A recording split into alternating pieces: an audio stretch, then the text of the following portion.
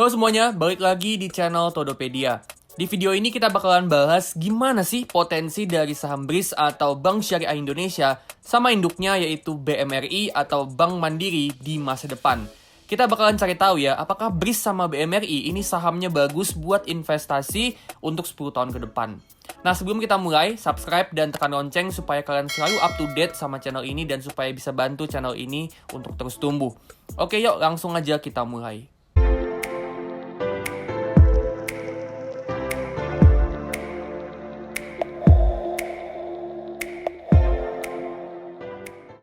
Oke, pertama kita bahas dulu Bank Syariah Indonesia atau BRIS. Jadi baru-baru ini, BRIS ini ngumumin kalau mereka bakal ekspansi ke Dubai. Jadi mereka bakal buka kantor di sana. Nah, ini tuh bagus ya, karena Dubai itu kan salah satu pusat ekonomi syariah di dunia. Artinya dengan BRIS ini buka kantor di sana, itu akan buka peluang untuk investor-investor besar yang kaya raya di Dubai sana untuk investasi di Indonesia atau ngelakuin perjanjian dagang sama Indonesia dan itu lewat perantara Bank Syariah Indonesia. Jadi uang mereka nih yang jumlahnya jumbo, yang jumlahnya gede itu bakal ditaruh di Bank Syariah Indonesia. Nah, uang yang dideposit ini nantinya bakal disalurin ke pendanaan syariahnya BRIS.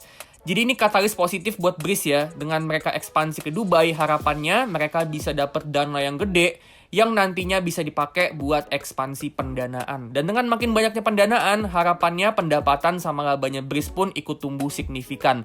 Dan ini nggak cuma katalis untuk pertumbuhan BRIS aja, tapi bisa juga untuk pertumbuhan ekonomi syariah di Indonesia. Dan kalau ekonomi syariah di Indonesia ini bisa tumbuh pesat, ini juga bakal jadi benefit untuk BRIS sebagai pemain utama di industri perbankan syariah di Indonesia. Selain dari ekspansi ke Dubai, potensi growth-nya BRIS itu datang dari transformasi digitalnya lewat BSI Mobile Banking. Jadi mereka punya layanan mobile banking yang fiturnya lengkap, mulai dari kegiatan finansial, kegiatan sosial kayak sedekah, sampai fitur-fitur untuk kegiatan spiritual kayak pengingat jadwal sholat sama info masjid terdekat. Tujuan transformasi digital yang dilakuin BRIS ini supaya makin banyak orang yang minat untuk buka tabungan di BRIS, terutama tabungan yang jenisnya wadiah. Yang mana tabungan wadiah ini nggak ada bunganya sama sekali yang harus dibayarkan bank ke nasabahnya. Nah, ini pertanda bagus ya. Soalnya kan kalau tabungan wadiah ini bisa tumbuh pesat, artinya dari segi beban bunga yang harus dibayar ke nasabah, BRIS ini bisa lebih efisien. Karena itu tadi, untuk tabungan wadiah, BRIS ini nggak perlu bayar bunga sama sekali. Terus juga dengan BSI Mobile ini yang fiturnya makin lengkap dan ekosistemnya makin luas, ini juga bisa nambah jumlah transaksi yang bakal terjadi di BSI Mobile. Dan dari tiap transaksi itu, BSI bisa dapat transaction fee yang lebih banyak. Dan itu bisa numbuhin pendapatannya BRIS juga. Dari segi rasio keuangan, BRIS ini performanya juga bagus ya. ROE bisa sampai 16%. NIM-nya cukup tinggi juga di 6%. Cost of fund-nya juga bagus ya, cuma 1,6%. Cuma untuk CASA ini masih termasuk rendah, sama untuk non-performing financing atau NPF ini masih agak tinggi. Tapi nggak masalah ya, karena meskipun casanya kecil, tapi cost of fund-nya juga bisa dijaga di bawah 2%. Terus untuk non-performing financing atau NPF selama di bawah 4% itu sebenarnya masih termasuk aman. Nah, sekarang kita bakalan hitung berapa fair value atau harga wajar dari saham BRIS dan apakah saham BRIS ini bagus untuk investasi 10 tahun ke depan. Caranya kayak yang biasa kita pakai, discounted dividend model. Jadi kita bakalan proyeksi EPS sama dividennya BRIS di masa depan. Kita juga bakal proyeksi harga saham BRIS untuk 10 tahun ke depan. Terus dari sini kita bisa hitung berapa harga wajarnya. Jadi kita ngitung harga wajarnya itu dari potensi BRIS di masa depan nanti. Ya, nah untuk step by step metode discounted dividend model, kalian bisa cek video-video sebelumnya yang ada di playlist discounted dividend model. Oke, kita mulai ya. Untuk proyeksi EPS sama dividen di masa depan, kita perlu pakai asumsi growth. Karena kita nggak tahu ya growth-nya BRIS itu ke depannya berapa. Nah, kita bakal buat 3 asumsi. Asumsi low case itu yang paling pesimis, asumsi middle case itu yang tengah-tengah, sama asumsi high case, nah itu asumsi yang paling optimis. Pertama, kita buat asumsi untuk tingkat growth. Manajemen BRIS proyeksiin tahun ini labanya BRIS itu tumbuh 16-33%. Nah, tapi kita bakalan pakai asumsi yang agak lebih konservatif ya. Jadi kita asumsiin growth-nya itu 10% untuk low case, 14% untuk middle case, sama 18% untuk skenario high case. Jadi 10, 14, sama 18% ini growth per tahun untuk 10 tahun ke depan. Terus untuk PE di tahun ke-10, price to earning di tahun ke-10, kita juga mau agak konservatif ya. Kita pakai 14, 16, sama 18 kali untuk BRIS. Jadi meskipun BRIS ini punya potensi growth yang tinggi, kita tetap mau asumsi PE yang nggak terlalu tinggi. Terus untuk dividen payout, BRIS biasanya payoutnya di 25%-an. Tapi kita lagi-lagi mau konservatif ya, kita asumsiin 15% aja.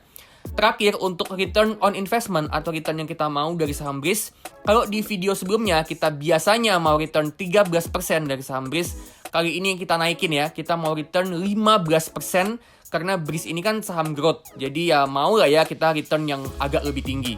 Oke, kita udah dapat asumsinya, sekarang kita lihat ya. BRIS sekarang nih per video ini dibuat itu ada di harga 1.300. Dan harga wajarnya itu ada di, untuk skenario low case itu ada di 813, untuk skenario middle case itu harga wajarnya ada di 1287, sama untuk high case itu harga wajarnya ada di 2000. Jadi di harga yang sekarang nih 1.300 ini udah lumayan deket ya ke harga wajar untuk asumsi middle case.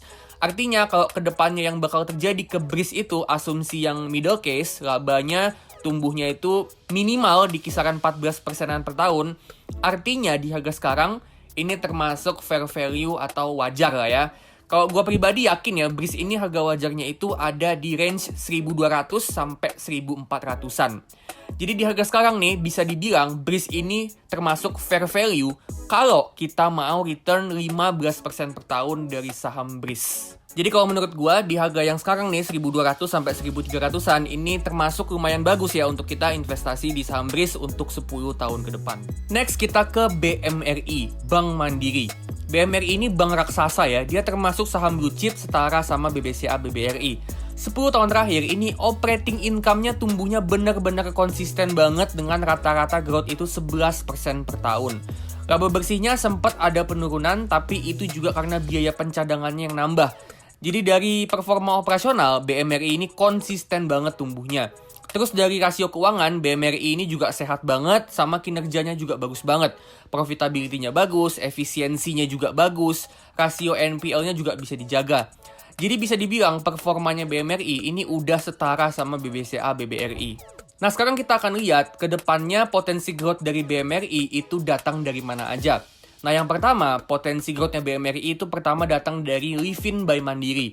Dengan mereka transformasi digital lewat Livin by Mandiri ini, dan mereka bikin super app di mana fiturnya tuh lengkap banget, ekosistem digitalnya juga luas, dan bisa bikin rekening online tanpa harus ke kantor cabang, itu bakalan nambah minat orang-orang untuk buka rekening di Bank Mandiri. Dan itu juga berpotensi nambah dana murah atau CASA. Dan dengan makin banyaknya CASA, itu ngebuat BMRI ini makin efisien beban bunga.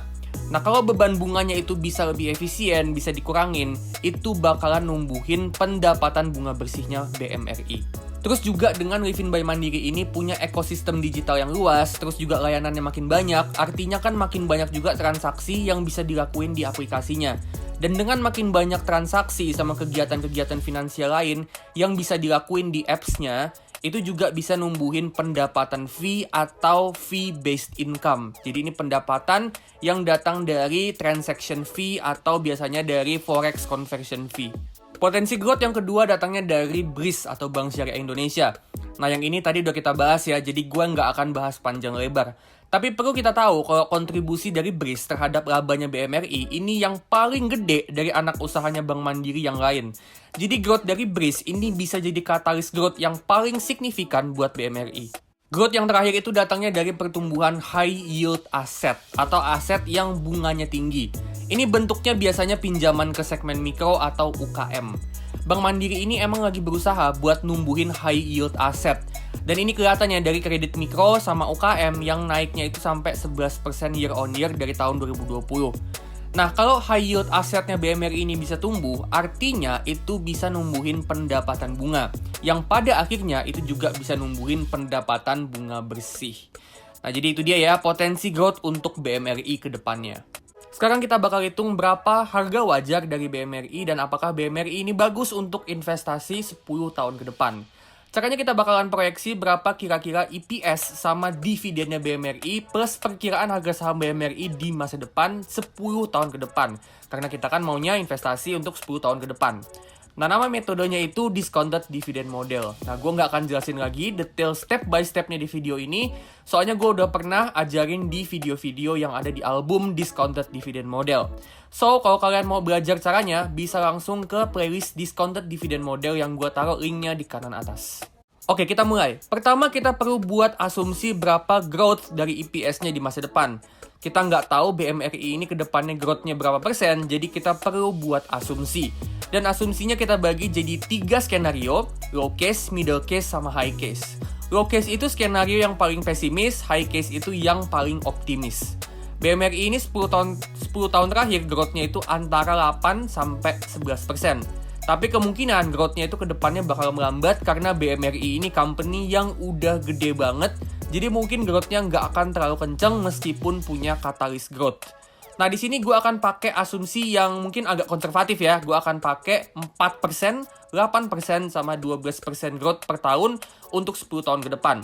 4% itu growth yang paling konservatif, yang paling pesimis gitu ya. Sedangkan 12% itu yang paling optimis. Jadi anggapannya 12% ini tuh anggapannya growth-nya BMRI 10 tahun ke depan itu malah makin ngegas. Terus kita perlu buat asumsi untuk price to earning di tahun ke-10. Kita akan pakai 13, 15, sama 17 kali.